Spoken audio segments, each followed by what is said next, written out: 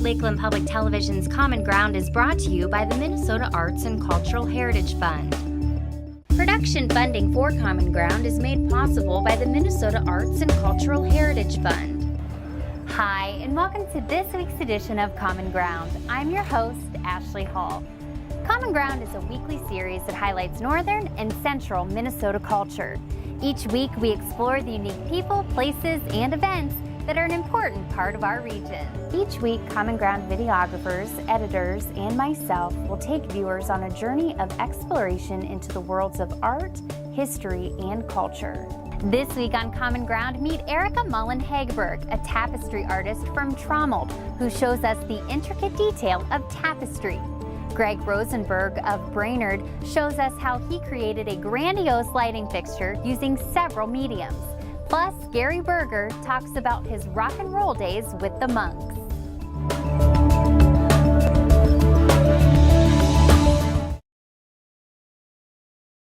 Tapestries, a lot were created during medieval times to tell stories, and the ladies and ladies-in-waiting would sit and create with canvases and thread pictures.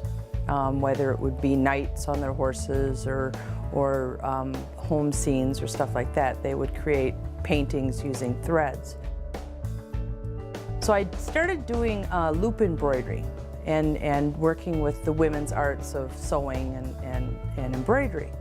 So I started thinking, well, why couldn't I take what the most population says is a craft and turn it towards fine art?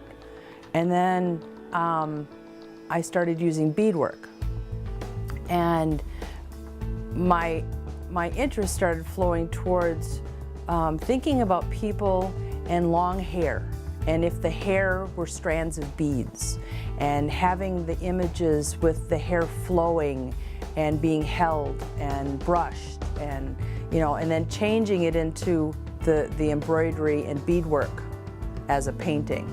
So then I had to figure out how to make the figures look three-dimensional. I didn't want, the closest thing I ever found on the internet were the masters in Japan. And they would embroider with silk thread, but little short stitches. So when you went really close to the piece, they looked kind of hairy.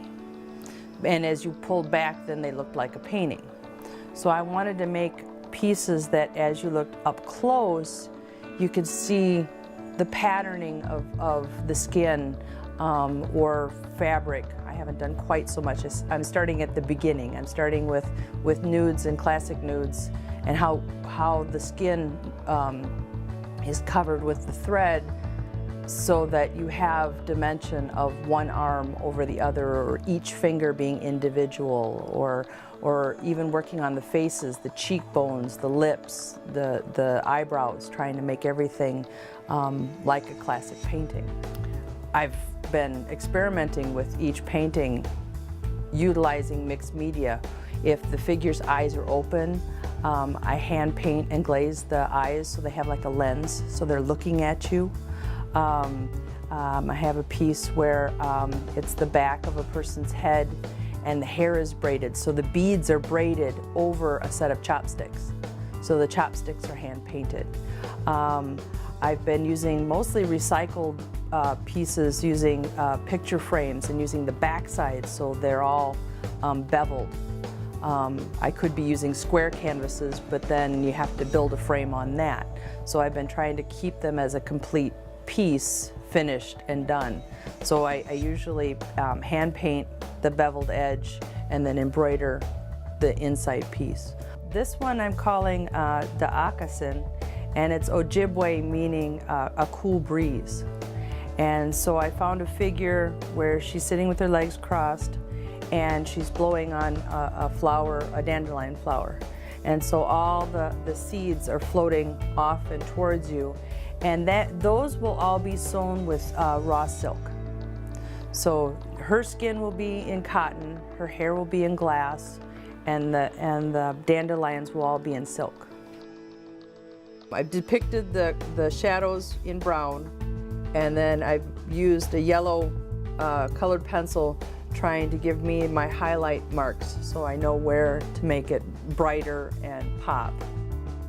On this piece where she's blowing on the dandelion, I will be trying to utilize the threads to give the form of the cheeks and the lower jaw so that it looks like she is blowing at the flower to make the seeds fly.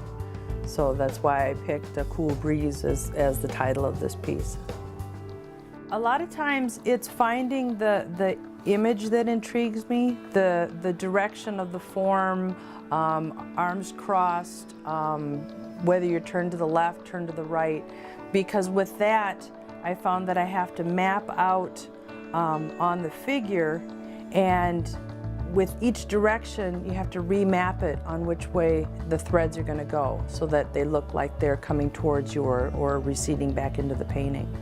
So I do that, and then with colored pencil or marker, I draw out my highlights and my shadows, and then I fill in from there to give it the depth and the form. I always leave the backs of my paintings open so people can see the backside and know that it's all hand stitched, because you can see all the stitching.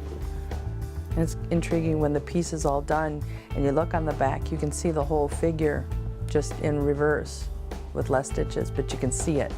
I have found when I'm working on a painting, I have to let go. I can't be worried about it.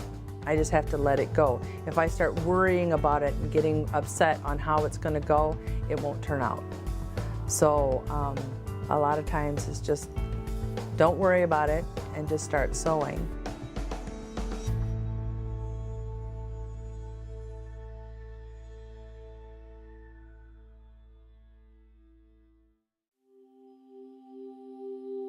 What I do here in the studio is primarily stained glass work, but what sets me apart, other than I draw all of my own designs too, is that I make all my own lamp bases. And what I do is take copper sheeting or copper tubing or just bits and scraps of copper and solder them together to look like, well, like this piece here is a very organic looking vine piece that ultimately is going to be a pendant that will hang upside down from the way it's sitting now to be a ceiling fixture. I've got the vine work, so to speak, mostly done, and the basic form is there, and I am placing the agates now. I've got a whole bunch of agates here. And what I use, you can see when they light up, they're just gorgeous. And what I use is each individual agate I buy bulk, and then I wrap copper around the outer edge of the agate, and that way I can solder this to the vine work. To what this ultimately is supposed to look like is some sort of an organic, what I call a copper sculpture vine. Well, so if I were a copper vine, I would have agate flowers on. That's the basic concept. I have all the agates already wrapped, and I've already done 2 other pendants, so I know the process. The big agates I'm working with are Brazilian slabs that they've been sliced and polished. And the small ones, they're Lake Superior agate, and I love working with these. It's as a local agate, it's kind of fun. But anyway, you solder that on there. I started doing stained glass. My wife got me a soldering iron and a glass cutter and everything I needed to get started on our first wedding anniversary. So that was 1976, and I took to it immediately and absolutely loved it. Spent the next 15 years just doing stained glass windows and lamps, and then slowly, as the need arose, I was designing more and more lamps, and I needed lamp bases that complemented the shades, and I couldn't find any, and so I thought I'll just make my own. And then pretty soon I thought, well, maybe I could just cut to the chase and do everything just copper. This project is just something that I've been toying with for quite a while, but I didn't have all the bugs worked out, like how to devise a way to make pendant lighting that was feasible with this process. And I've been thinking about it a long time, but I happen to have the time now, and I had all the materials. I just got a huge shipment of agates that I was real excited about. There's a lot of structural part that I just take for granted. I mean, I've done it long enough where I think about that when I'm doing the design. I don't have to plan it out. It just kind of happens. But the structuring of it and the reinforcing and the engineering of it is really important. The fixture itself, it's got these 3 pendants that'll hang down over a table coming from this big box. Right in the middle of these are going to have a stained glass window. It'll be like 4 foot by 2 foot tall that I'm going to do all in like a woodland scene that will be surrounded by these real organic looking pendants. And then all the way around the top, up by the ceiling, there's going to be these windows that are about 6 inches tall and 5 foot long. And then the fixture itself is wood, and it's all made out of cherry, and so it's going to be spectacular. This is a very free-form artwork. That's part of the charm. However, now doing a stained glass lamp, extremely planned out. Part of me likes that, no planning, just jump right in, and then I sometimes am in the mood to be totally controlled, and then I need to do a different kind of lamp, and then I need to do something different, so then I make a window, and which is a whole different process than any kind of lamp at all, and I never get tired of it. I just kind of flip back and forth. Some of the wall sconces, I don't use any glass or agate, it's all copper work. Last time you were here, I was working on the pendants that are hanging on the light fixture, and I was placing agates on the copper sculpture vine. That process now is completely done. I've got it all wired, and they're in place, and everything worked out great. I was very happy with the way everything looks. In the middle of all these, I'm putting this stained glass window, and it's going to be a very natural woodland type scene with yellow moccasin flower, which are native to this area right here. So what I'm doing now is making that window. And the process of that is first, of course, drawing the design, and then you duplicate the design onto just regular paper. So now what I've done is one pattern you cut up like a puzzle, and then you end up with envelopes of all these pieces of glass that are cut up. Like this one, it's numbered and color coded. What I have to do is use this and cut out an exact size with a glass cutter. It's just a handheld, plain old glass cutter.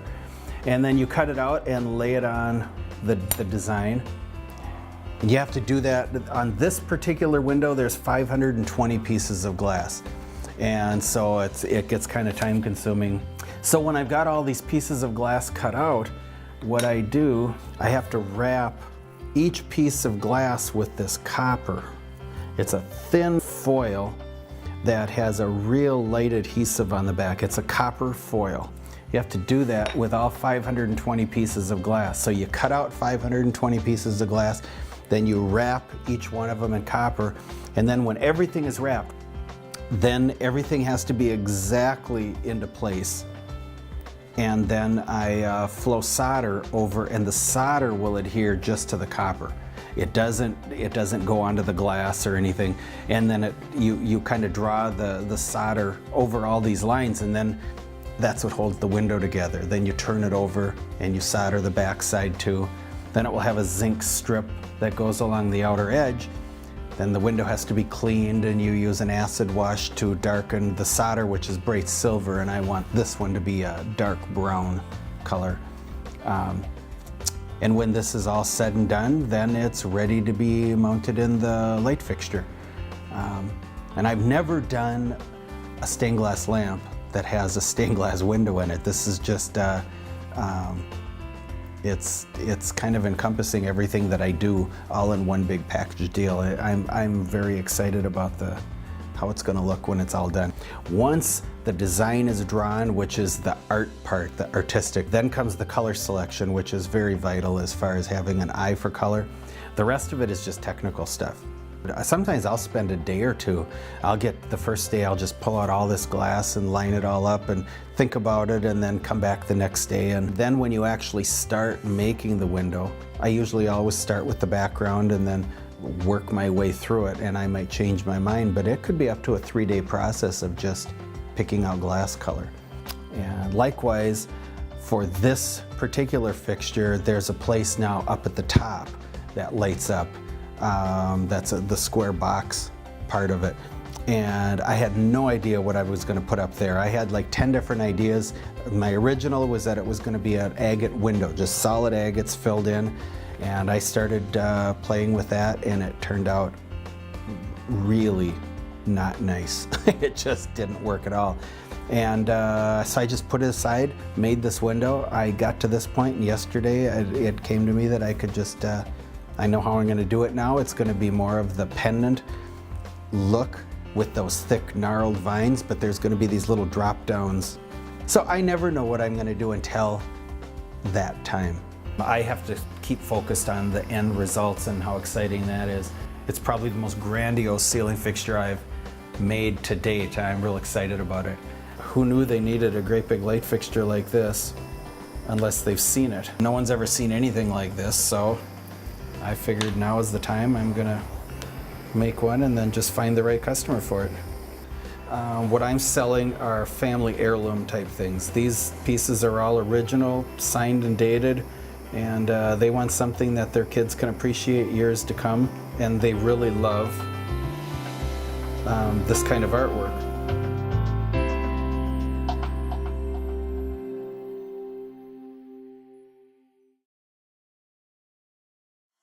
In order to tell you the story about the monks, I have to go back further than the monks, okay? I was born and raised here in the Bemidji area. Actually, I grew up in Turtle River. I went to Bemidji High School. When I graduated, I really didn't know what I wanted to do. There weren't many opportunities for me in town, so this was in a time of peace. There was no war, so I decided to join the Army. I ended up in Europe, cut to the short or quick of it, and I met 4 other fellows while we were in Europe that were interested in music, and we all played a little music, not a lot, but we decided to get together and form a band. We did that. We played while we were in the Army, and it was basically publicity for the Army. Even though I was in the 3rd Armored Division, our commander in our area, this was great PR for him to have this band going out and doing these things. We called ourselves the Torquays. I don't know how we got the name, it just came one day. As time went on, that was very successful. We still had to do our Army duties, go out on maneuvers. It was Cold War time. Kennedy was assassinated in '63. It heated up. We thought maybe we were going to be facing the Russians pretty soon. But that didn't stop our rock and roll.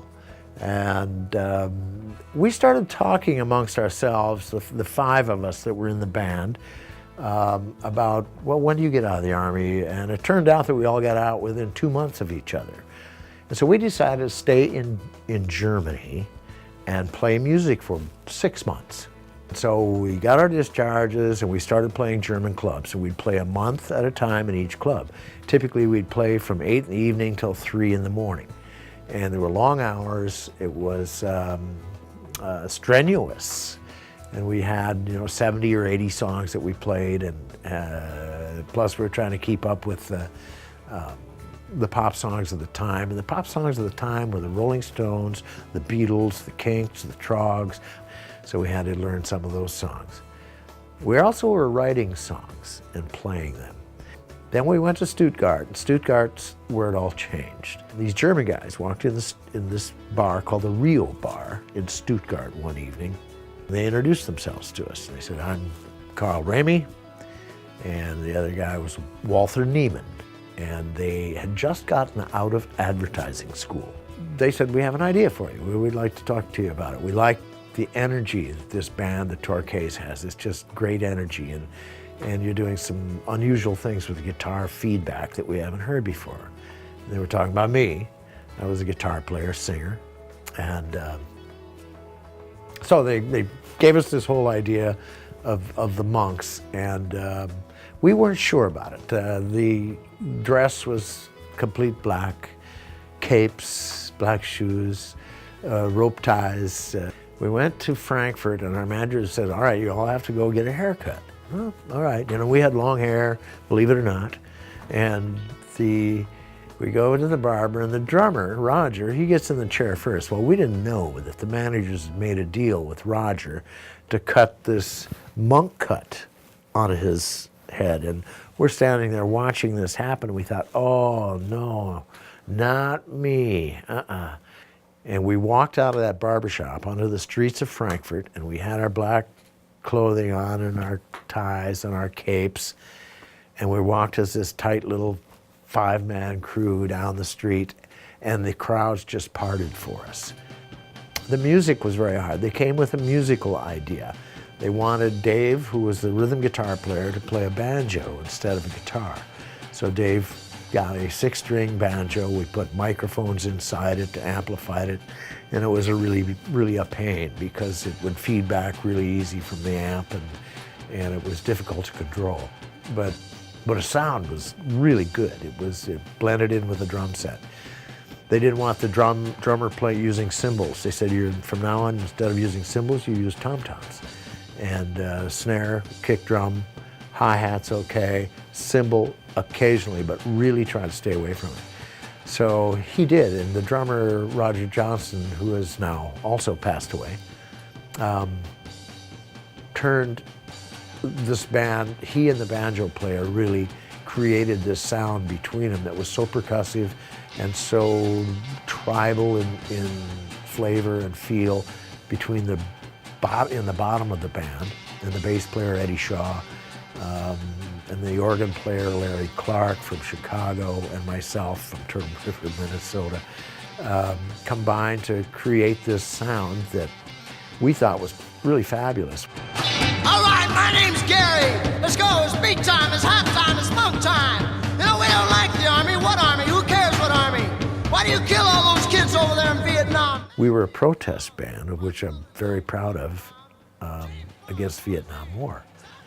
And we knew what was going on over there, that all these American young boys, many were killed, wounded, maimed, or mentally affected by what had happened to them over there. And, well, you know, the rest is history as far as Vietnam is concerned. That's ancient history now. But at the time, it was a red-hot subject. Either you totally approved of the war or you totally disapproved of it. As time went on, we started to gain audience because of those anti-war songs. The music was our downfall, because we created this sound with the manager's help that was reflective of how we looked. It was cold and hard, and it was loud, louder than anybody had ever heard before. And the first time we played these songs to a German audience, a German young people, they were shocked. They stood in place and they watched and they looked and they left. They hated it. We started losing our edge. We started arguing. We'd been together too long. Everybody had a girlfriend or a wife who, some of them were very happy that we were playing rock and roll and weren't together very much. We all ended up coming back to the States and putting this behind us. Time went on, and in the mid-90s, started hearing rumblings about your record is selling. And what do you mean our record is selling? Well, the record collectors are searching it out, and they're paying $1,000 for an unblemished Monk album. Time went on, it kept growing and growing, and finally we were asked to regroup in, I think it was 1998, that we ended up regrouping, going to New York and playing a big rock and roll festival called Cave Stomp. And we were the featured band over a three-day deal. And we were the last band on the last day, and the press was there. We got New York Times, the New Yorker magazine, I mean, Rolling Stone, they were all there. We came out of that with rave reviews, and now record companies are starting to hit on us because they want to re-release our album. The whole journey of that particular album, Black Monk Time, from 1966 when it was released, till today, it's amazing because it's like it's had this slow conical growth that of popularity. And now, I mean, we can play any large city in the United States or Great Britain. Oh, we played in London a few years ago, and we can play nearly anywhere, to a 1,000-seat house, that is, and do pretty well. Thank you so much for tuning in tonight. We hope that you enjoyed the show, and we look forward to seeing you next week right here on Common Ground. If you have a segment idea for Common Ground, please contact us at legacy@lptv.org or call us at 218-333-3022.